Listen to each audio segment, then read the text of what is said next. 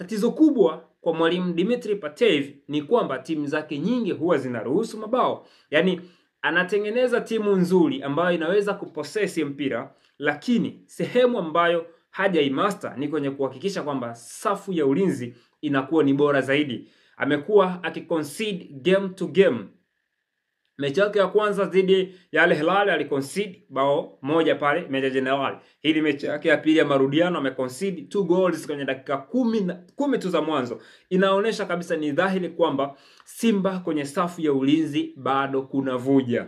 Simba kwenye safu ya ulinzi bado kuna tatizo na changamoto kubwa ambayo watahitaji kuifanyia kazi ili kuhakikisha kwamba safu ya ulinzi inapobidi, kama timu wakija kukutana na timu ambayo imeshinda kuruhusu bao kufungwa, basi na wao wasiruhusu. Yaani utengeneze solid defense. Je, nani wa kutengeneza solid defense pale Simba Sports Club?